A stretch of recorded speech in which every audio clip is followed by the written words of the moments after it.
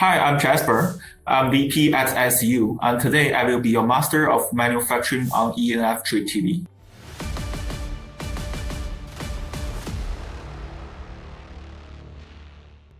So SCU has been dedicated to power electronics for nearly 30 years. We have been focusing on energy storage system, EV charging solutions, and energy management systems.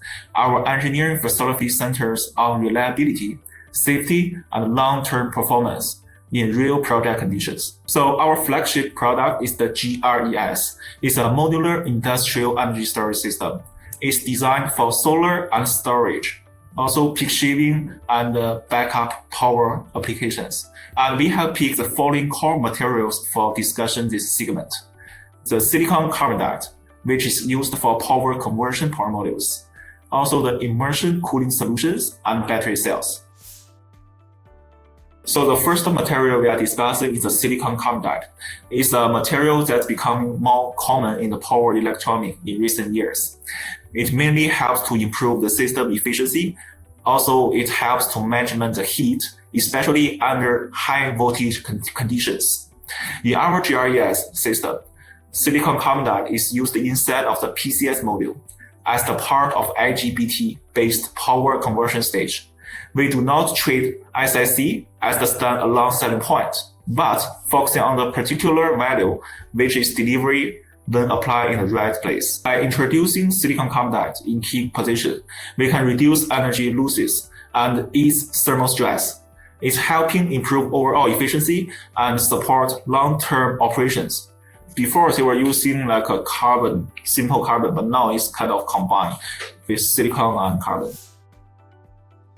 So the second material we are discussing is the immersion cooling fluid. With the immersion cooling solutions, the fluid becomes part of the system rather than a single supporting component. It is in direct contact with the cells and influence both thermal control and electric safety. The main concern are long-term stability and dielectric performance, also the compatibility with the surrounding material under continuous thermal stress. A dielectric immersion cooling fluid is based on the Shell's GTL technology, which meets all those requirements. A flash point is above 190 degrees, and dielectric strength exceeding 50 kV provide a very strong safety buffer. While aging tests and field developments, it's confirmed stable performance over extended operations. So direct contact cooling also helps to attain more uniform temperature across all the cells. Other dielectric fluids and indirect liquid cooling approach were reviewed. However, difference in long-term behavior and system-level integration lead to this solution being standardized. So for the battery cells, the cell chemistry has a direct impact on the safety, lifetime, and how predictable system performance remains over time. In stationary energy storage system, the focus is less on the short term.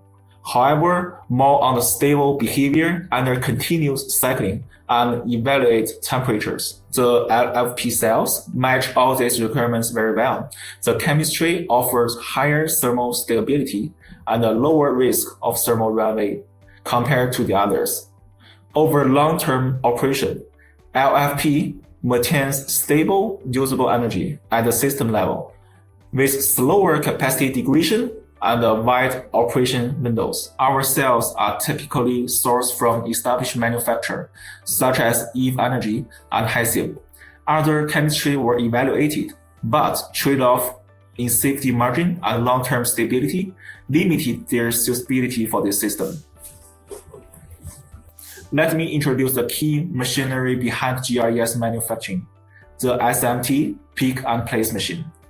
Also, we have robot handling system and laser welding machines.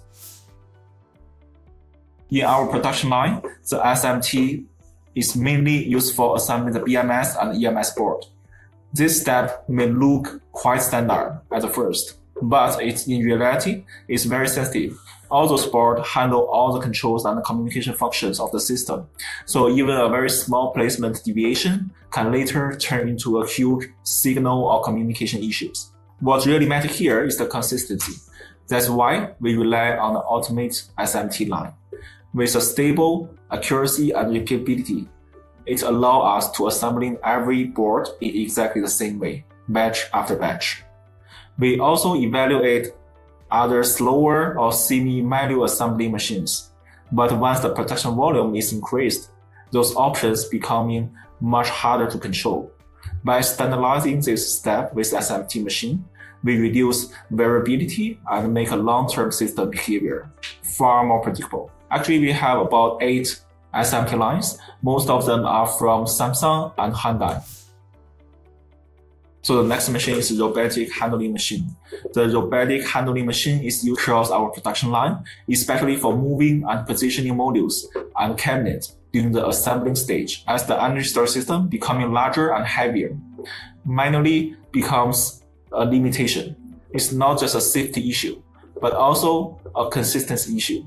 Even small positioning difference can affect sealing quantity or later the system integration. By using robotic handling machines, we can position each modules and cabinet in a very controlled way. This helps us to keep machinery assembling quality and reduce the dependence of the individual operations. So the next machine would be the laser welding machine. It is used for the critical electric connection, such as cells busbar. This is a process where control really matters.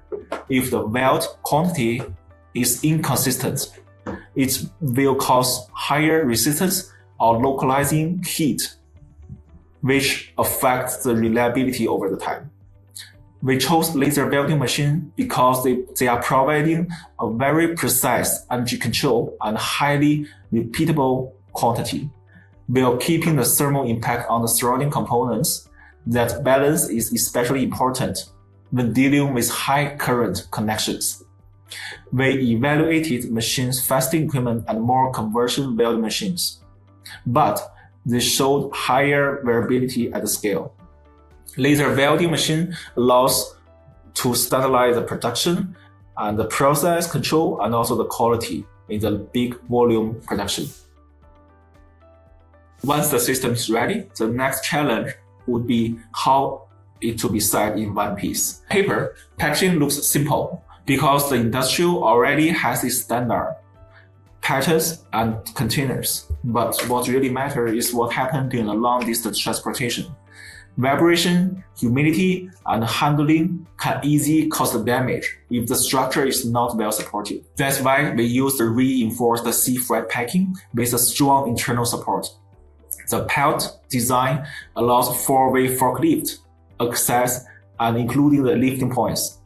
So the handling is smooth and the less risk of accident happened. Mosquito protection and shock reinforced are also important, especially for long roads. Another thing we pay attention is the installation. The pallet height and geometric are designed so the system can be moved and positioned easily on the site without extra preparation. When it arrives, it should be ready to install.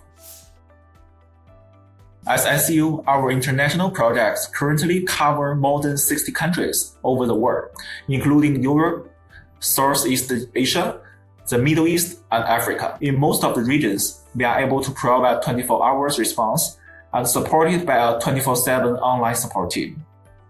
For standardized system solutions, quotations are typically provided within 24 hours. For customized product, pricing is usually complete within 72 hours, once the main technical and commercial requirements are clarified. In addition to centralized support, we operate local service center in Southeast Asia and Europe. And work with this region, we have a service partner who can support on-site checks and maintenance when it's needed. If there's one thing that we are particularly proud of, it is the GRES. It's developed and manufactured in-house. This gives us direct control over how the system is designed, built, and validated, rather than relying on the assembling solutions. Design decision, manufacturing process, and system integration are closely linked, which makes it easier to identify all the issues earlier and improve those in particular way. We are SCU Power, your master of manufacturing of ENF3 TV.